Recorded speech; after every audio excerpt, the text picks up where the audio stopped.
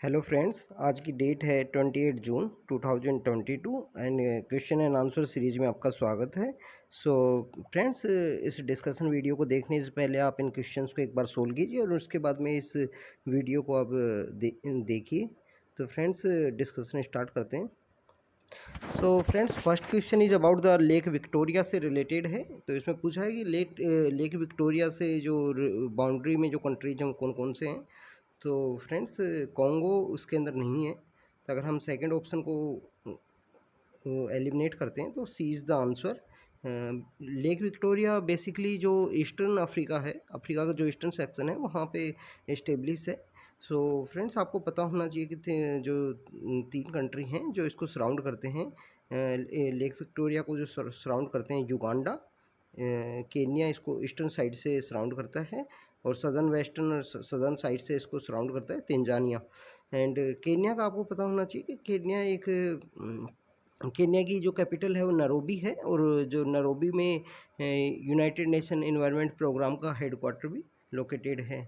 So friends, this is about the lake Victoria. अगर हम lake Victoria के बारे में अगर हम बात करें तो लेक विक्टोरिया जो सेकंड लार्जेस्ट लेक है आफ्टर द लेक सुपीरियर, जो यूएसए के अंदर लोकेटेड है, यूनाइटेड स्टेट ऑफ अमेरिका के अंदर। एंड अगर हम बात करें तो ये फ्रेश वाटर लेक है एंड लार्जेस्ट लेक है अगर हम अफ्रीका की लेक की बात करें, और लार्जेस्ट ट्रॉपिकल लेक भी है, ट्रॉपिकल एरिया की लार्जेस्ट लेक है। So friends, this is all about the lake Victoria. तो इसका आंसर सी होगा 1, 3 एंड 4, बिकॉज फर्स्ट युगांडा इसका वो कॉन्गो इसके आंसर में नहीं है।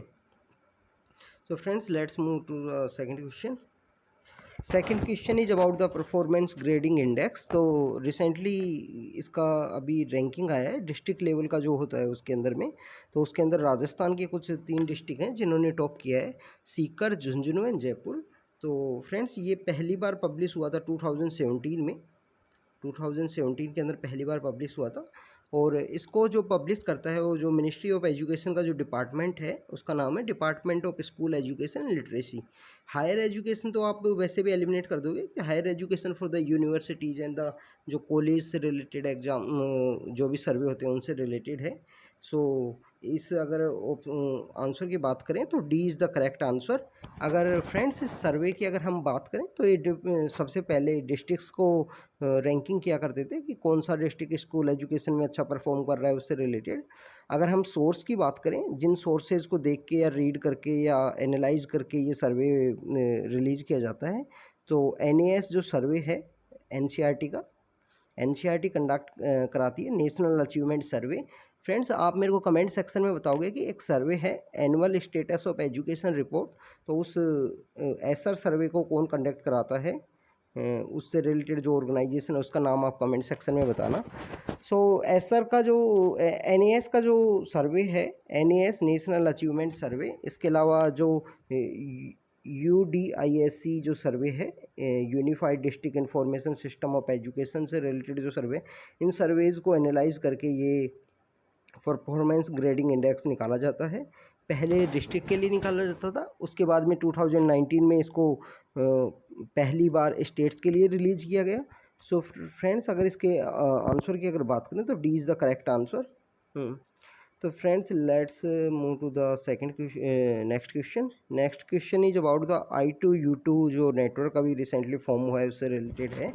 सो फ्रेंड्स, इसके अगर हम कंट्रीज़ की बात करें तो जब 2020 में अब्राहम अकॉर्ड साइन किया गया, जो यूएसए ने वहाँ पे रोल प्ले किया कि इजराइल का मिडिल ईस्ट के कंट्रीज़ के साथ में जो कनेक्शन या डिप्लोमेटिक रिलेशन है जिनको दोबारा इस्टेब्लिश करने से रिलेटेड ये यूएसए का एक इनिशिएटिव था। तो जिसके अंदर सबसे पहले जो इजराइल के साथ में जो रिलेशन इस्टेब्लिश किए उन कंट्रीज़ का नाम है यूएई है, बहरीन है। तो ये सब कंट्रीज़ हैं। तो उसके बाद से ही I2U2 नेटवर्क न्यूज़ में आया था। तो इसको कभी कभी तो इसको जो वेस्टर्न एशियन कंट्रीज़ हैं उनका क्वेड भी बोल देते हैं। अगर हम क्वेड की बात करें तो इंडिया लीड कर रहा है, India, Australia, Japan and USA जिसके अंदर हैं। तो इसको कभी कभी वेस्टर्न कंट्रीज़ का क्वेड बोलते थे। और इसकी अगर बात करें तो इंडोनेशिया इसका पार्ट नहीं है, इराक इसका पार्ट नहीं है, ईरान भी नहीं है। तो इजराइल, इंडिया, आई से तो Israel and India, and U से बात करें यूएई एंड यूएसए इसके पार्ट हैं। So B is the correct answer friends. तो इसको वेस्टर्न कंट्रीज़ का क्वेड भी बोलते हैं, आप याद रखना। और अब्राहम अकॉर्ड जो साइन हुआ था, जो इजराइल के डिप्लोमेटिक रिलेशंस को रीस्टेब्लिश करने के लिए, रिवाइवल करने के लिए मिडिल ईस्ट के कंट्रीज़ के साथ में, तो उसके बाद से ITU-2 लास्ट ईयर न्यूज़ में आया था। तो फ्रेंड्स नेक्स्ट क्वेश्चन की तरफ चलते हैं। Next question is about the जो 1267 जो 1267 जो कमेटी है उससे रिलेटेड है। अभी फ्रेंड्स आपने देखा होगा कि एक टेररिस्ट हैं अब्दुल रहमान मक्की, तो उनको इंडिया डेजिग्नेट करना चाह रहा था कि ग्लोबल टेररिस्ट के रूप में, बट चाइना ने उस इंडिया के मुंह को ब्लॉक किया था। तो ये जो यूनाइटेड UNSC यूनाइटेड नेशन का जो सिक्योरिटी काउंसिल है उसका जो कमेटी है 1267, सो इस कमेटी रिलेटेड टू सैंक्शन और द टेरर ग्रुप से हैं, जिसमें स्पेशल अगर हम बात करें तो आईसिस एंड अलकायदा जो ग्रुप हैं उनको सैंक्शन के रिलेटेड कमेटी है ये। अगर हम आईसिस की बात करें तो आईसिस जो अरब स्प्रिंग के बाद में जो आईसिस का मेन ऑर्गेनाइजेशन एग्जिस्टेंस में आया था, अरब स्प्रिंग जो 2010-11 के समय में टूनीशिया से जो स्टार्ट हुई थी उससे रिलेटेड है। तो आप इस कमेटी का बार बार रीड करते होगे न्यूज़पेपर में, 1267 जो कमेटी है। तो friends let's move to the next question. Next question is about the who was the first governor general. India का जो पहला गवर्नर जनरल कौन था?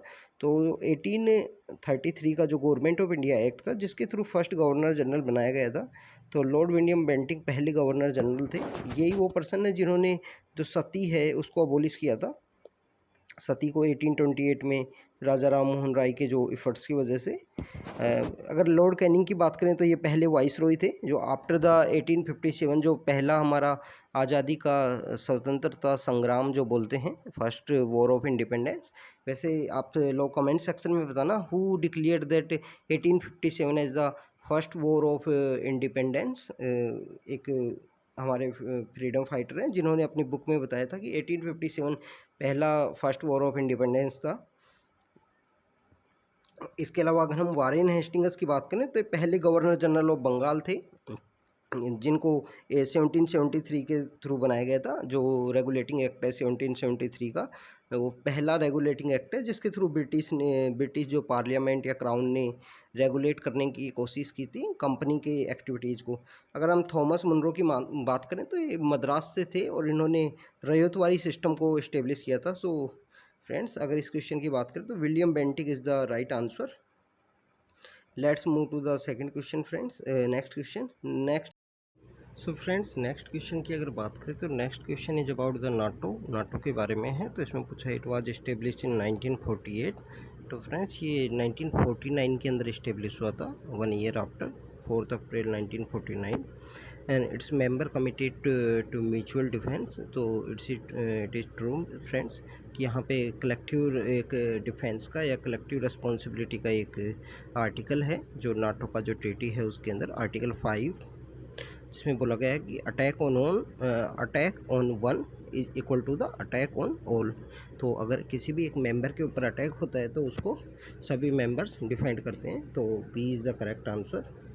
सो फ्रेंड्स आप इन क्वेश्चंस का प्रैक्टिस कीजिए। और अगर हम नाटो की बात करें तो फ्रेंड्स अभी रिसेंटली जो नाटो का समिट होने वाला है और उसमें टर्की अपोज कर रहा है कुछ मेंबर्स का इसके ज्वाइनिंग से रिलेटेड। सो फ्रेंड्स इन क्वेश्चंस का प्रैक्टिस कीजिए और इनको अपनी नोटबुक में नोट डाउन कीजिए। तो थैंक यू वेरी मच।